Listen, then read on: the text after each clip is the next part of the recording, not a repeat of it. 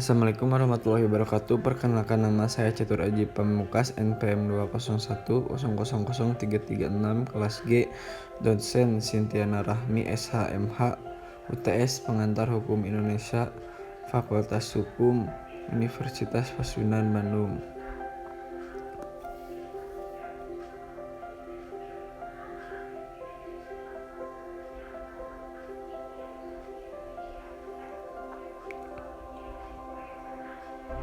Materi yang saya akan jelaskan, yang pertama istilah PHI, tujuan pelajaran PHI, perbedaan PHI dan PIH, pengertian hukum, pengertian data hukum, ius constitutum dan ius constituendum, pengertian sumber hukum, jenis karakteristik hukum, dan penggolongan hukum.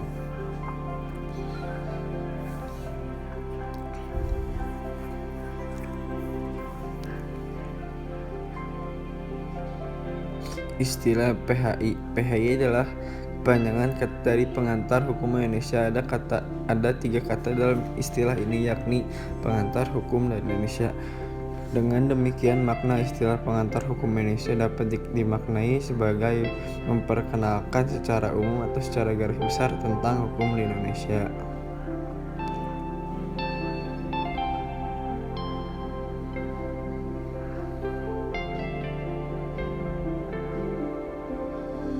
Tujuan mempelajari PHI. PHI adalah mata kuliah yang berobjekkan hukum yang berlaku di Indonesia atau mata kuliah yang berobjekkan hukum positif di Indonesia. Adapun tujuan mempelajari hukum di Indonesia adalah agar dapat diketahui tentang, satu contohnya ya, macam-macam hukum di Indonesia.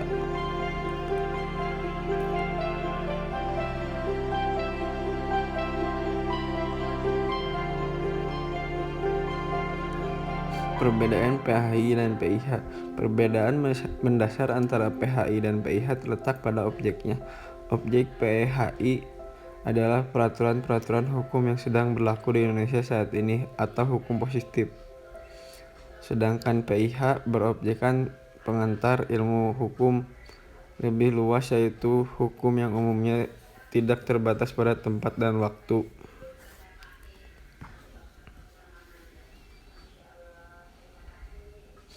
Pengertian hukum. Pengertian hukum menurut Aristoteles tidak hanya berlaku pada kumpulan aturan yang dapat mengikat dan berlaku pada masyarakat saja, tapi juga berlaku pada hakim itu sendiri. Dengan kata lain, hukum tidak diperuntukkan dan ditaati oleh masyarakat saja, tapi juga diwajibkan dipatuhi oleh pejabat negara.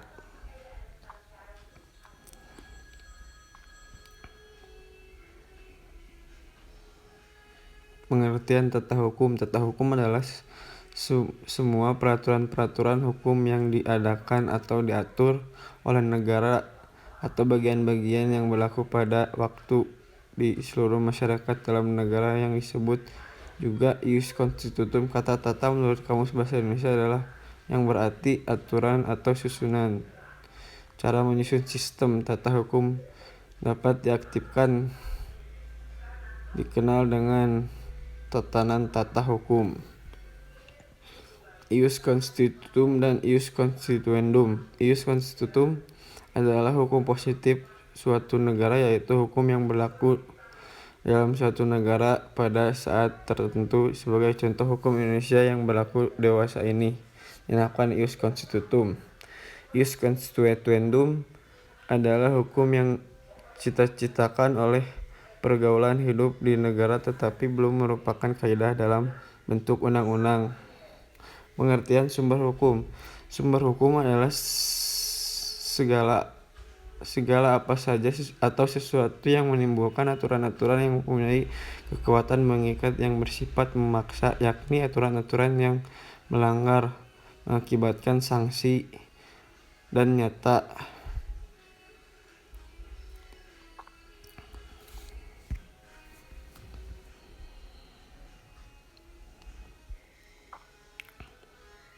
Jenis karakteristik sistem hukum. Hukum merupakan suatu hal yang pasti dan seluruh negara dunia. Secara umum, hukum memiliki pengertian yaitu sistem peraturan peraturan yang bertujuan untuk mengendalikan perilaku masyarakat, mencegah kekacauan, serta menjaga ketertiban dan keadilan. Karakteristik hukum adanya pemerintah atau larangan. Yang kedua, bersifat memaksa. Pluralisme hukum. Pluralisme hukum merupakan turunan dari realitas pluralisme sosial mereka. Maka hanya ada satu sistem hukum masyarakat bahwa mengabaikan kenyataan. Studi pluralisme hukum yang awalnya terbatas pada konflik antara hukum negara dan hukum adat atau hukum yang timbul pada masyarakat luar negeri. Pengertian sumber hukum. Yang dimaksud dengan sumber hukum adalah segala sesuatu yang dapat menimbulkan aturan-aturan yang memiliki kekuatan yang sifatnya memaksa. Maksudnya aturan tersebut apabila dilanggar dapat mengakibatkan sanksi tegas dan nyata.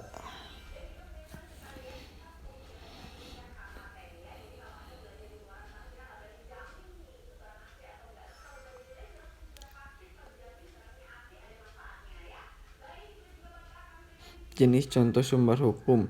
Sumber hukum material. Sumber hukum material adalah suatu keyakinan atau perasaan hukum individu saat mendapat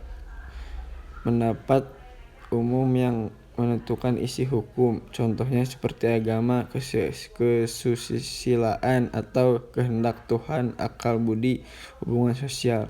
Sumber hukum formal. Sumber hukum formal dalam arti formal adalah suatu bentuk kenyataan tempat kita. Penggolongan hukum. Penggolongan hukum adalah aturan yang diterapkan pada sebuah wilayah yang harus ditaati oleh semua elemen masyarakat. Hukum memiliki sifat mengatur tingkah laku manusia guna melindungi hak-hak masyarakat.